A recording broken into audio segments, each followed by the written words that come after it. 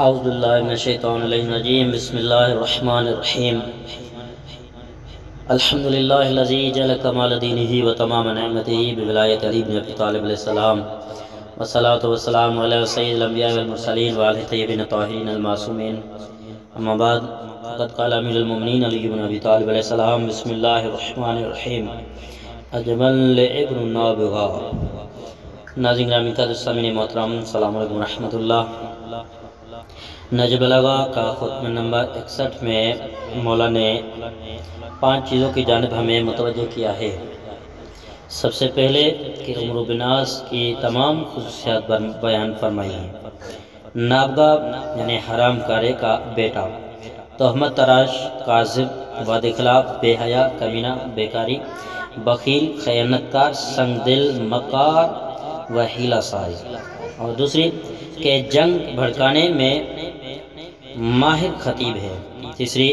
تلوار سے بچنے کے لیے اندام نہانی پیش کرنے والا۔ اور چوتھی رشوت کے وعدے پر دین و دنیا قربان کر دینے والا۔ اور پانچویں شامیوں کو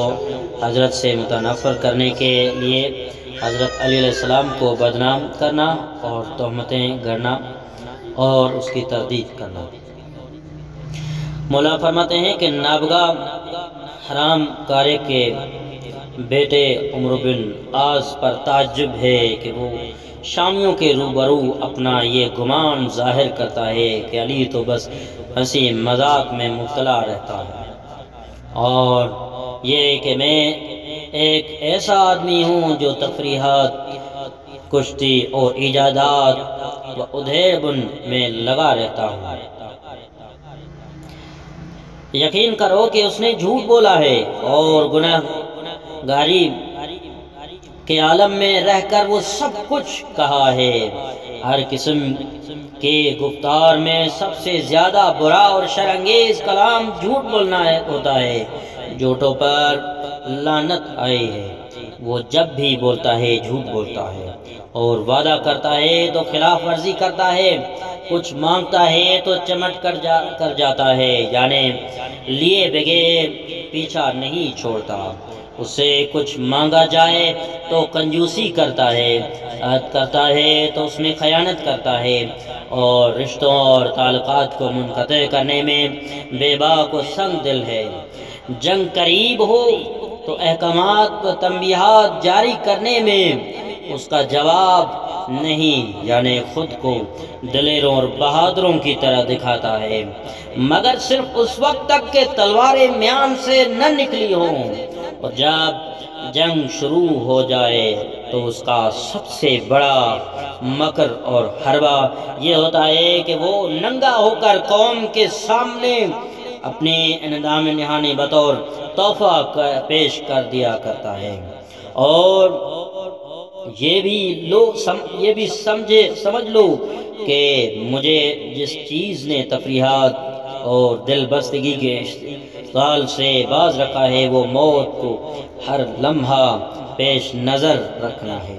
اور یہ بھی ایک حقیقت ہے کہ عمرو بن عاص کو جس چیز نے حق گوئی سے باز رکھا ہے وہ اس کی آخرت فراموشی ہے۔ یقیناً اس نے معاویہ کی بیعت اس وقت تک نہیں کی جب تک معاویہ نے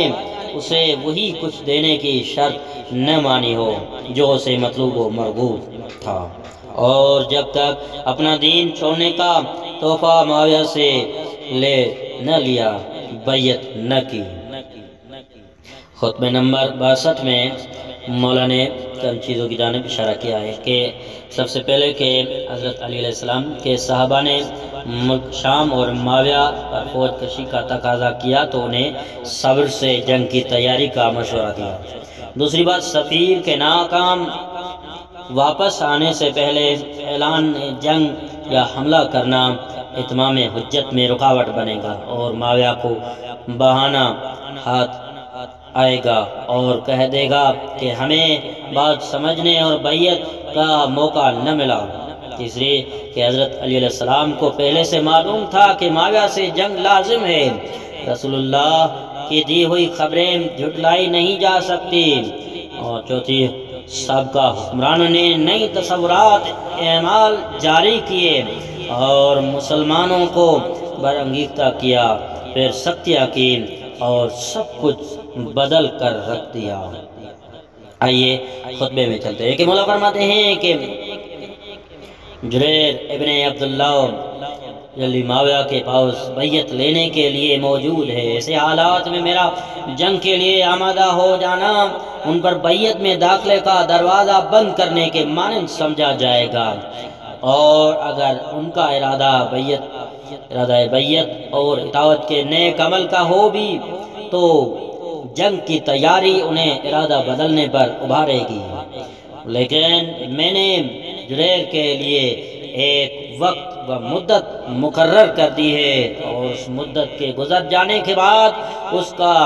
معاویہ کے پاس ٹھہرے رہنا فریب خوردگی ہوگا یا نافرمانی ہوگی۔ میری رائے فی الحال رعایت اور مدارات کرنے کی ہے، چنانچہ تمہیں بھی صورتحال کو نرم ہی رکھنا چاہیے۔ جہاں تک جنگ کی تیاری کا معاملہ ہے اسے میں ناپسند نہیں کرتا ہوں، اور یہ سمجھ رکھو کہ میں نے پیش آمدہ صورتحال کی شکل صورت اور اس کا ہر ظاہری و باطنی پہلو اپنے سامنے رکھا ہوا ہے، اور میں نے معاویہ اور شام کے مسئلے اور پالیسیوں کو خوب الٹ پلٹ کر اندر اور باہر سے دیکھ لیا ہے۔ مجھے تو ان کے ساتھ دو صورتوں کے علاوہ اور کوئی صورت نظر نہیں آتی سوائے اس سے کہ اس سے جنگ کی جائے، یا پھر جو کچھ حضرت محمد مصطفیٰ صلی اللہ علیہ وآلہ وسلم لے کر آئے تھے اس پر پردہ ڈال کر چھپا دیا جائے۔ حقیقی سبب یہ ہے کہ امت کے اوپر ایسے والے حکمران گزرتے ہیں جنہوں نے اسلام کے مخالف عقائد و اعمال جاری کیے اور لوگوں کو ان کا عادی بنایا، اور لوگوں کو طرح طرح کے اعتراضات اور جوابات عذر پیش کرنا سکھائے۔ چنانچہ امت نے پہلے باتیں بنائی اور تنگ آ کر انتقام لیا اور اسلام کی صورت ہی کو تبدیل کر کے رکھ دیا۔ خطبہ نمبر 63 میں مولا فرماتے ہیں، اس خطبے میں جو چند چیزوں کی جانب مولا نے اشارہ کیا کہ اس قادر علم و فضیلت و قرب و رسالت کے باوجود رسول کی مخاطب قوم نے حضرت علیہ السلام کو کیسے ان کے حقوق اور حکومت سے دور رکھا۔ یہ سب کچھ قومی خود غرضی اور قوم کے لیڈروں کے سیاسی تندی اور ہیرا پھیری سے ہوا ہے، جن کی لوٹ مار قتل و غارت کانوں میں گونج رہی ہے۔ ان ماضی کے لٹیروں کا ذکر کرنے کے بجائے اب تو معاویہ سے جنگ صفین میں جیتنے کی بات کرو۔ معاویہ اور اس کے طرفدار اللہ کے روشن کیے ہوئے چراغ کو بجھانا چاہتے ہیں۔ اگر یہ رکاوٹیں راہ سے ہٹ جائیں تو میں خالص حق پر چلا جاؤں گا۔ آئیے خطبے کی جانب چلتے ہیں کہ مولا فرماتے ہیں، اے قبیلہ اسد کے دینی بھائی،